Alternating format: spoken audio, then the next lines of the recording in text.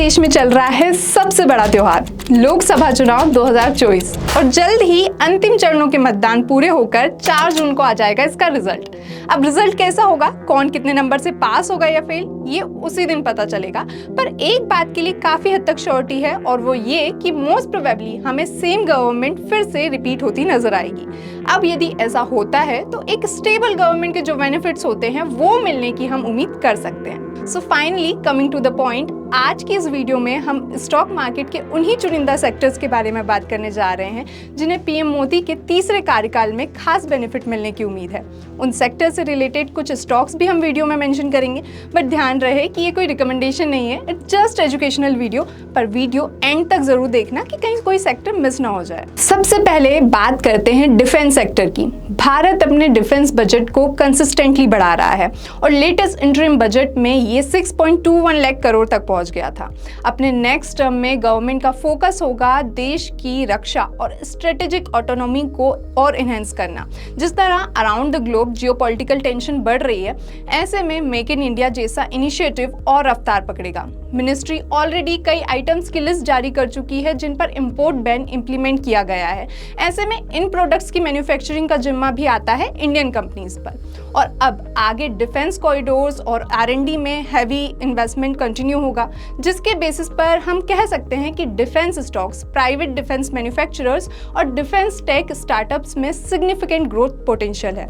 ऐसे में HAL, BDL और BEL जैसे स्टॉक्स पर खास फोकस रखना चाहिए। अगला सेक्टर है रेलवेज, जो कि देश की इकोनॉमिक बैकबोन है।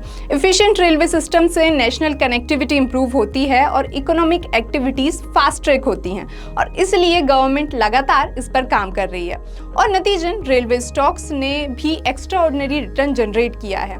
जिस तरह पैसेंजर ट्रैफिक और लॉजिस्टिक नीड्स बढ़ रही हैं, आगे भी इसमें नए ट्रैक्स की मदद से नेटवर्क एक्सपांशन और मॉडर्नाइजेशन पर काम होता दिखना चाहिए।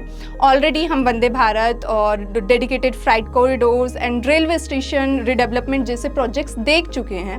अब आगे high speed railway network, modern transformation और इलेक्ट्रिफिकेशन टारगेट को अचीव करने पर फोकस होगा।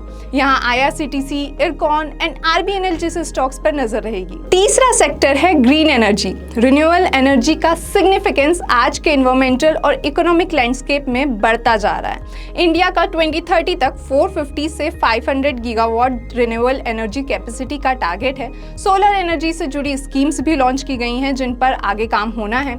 इसके अलावा जिस तरह से EVs को प्रमोट किया जा रहा है, उस डिमांड को भी एड्रेस किया जाना है। तो इन सब के बीच ग्रीन एनर्जी कंपनीज और PLI स्कीम बेनिफिशरीज में हाई रिटर्न का पोटेंशियल तलाशा जा सकता है। स्टॉक्स की बात करें तो टाटा पावर, NTPC, अमर राजा, JSW एनर्जी जैसे जो स्टॉक्स हैं वो इस सेक्टर से जुड़े हुए हैं। चौथा सेक्टर है पब्लिक इंफ्रास्ट्रक्चर।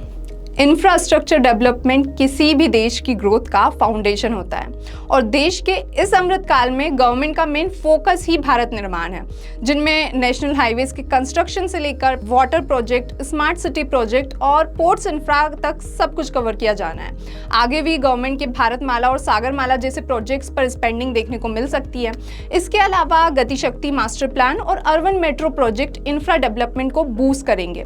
तो इस सेक्टर से जुड़ी कंपनीज, खासकर construction companies and infra developers को इसका बेनिफिट होगा, जैसे LT, NBCC, GMR इंफ्रा। आखिरी सेक्टर है capital goods. Capital goods sector industrial growth के लिए एसेंशियल है, जिसमें मशीनरी और इक्विपमेंट मैन्युफैक्चरिंग आता है। लोकल मैन्युफैक्चरिंग को प्रमोट करके हम इंपोर्ट डिपेंडेंसी रिड्यूस कर रहे हैं। इसके पहले जो हमने सेक्टर्स अभी डिस्कस किए हैं, इन सब का बेस है एंसिलरीज से लेकर वो हैवी मशीनरी बनाने वाली कंपनीज।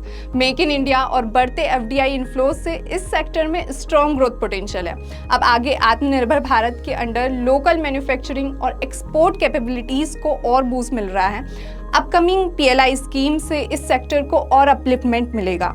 तो मशीनरी मैन्युफैक्चरर्स, इक्विपमेंट सप्लायर्स और इंडस्ट्रियल टेक इनोवेटर्स में सॉलिड रिटर्न का पोटेंशियल दिख सकता है। इस सेक्टर में सिमेंस, ABB, कमिंस जैसे स्टॉक्स पर फोकस रखा जा सकता है। तो ये थे 5 सेक्टर जो मोदी जी के तीसरे टर्म में एक स्टेबल गवर्नमेंट का फायदा उठा सकते हैं। हर सेक्टर की अपनी इंपॉर्टेंस है और इनका डेवलपमेंट देश की ओवरऑल ग्रोथ के लिए ज़रूरी है।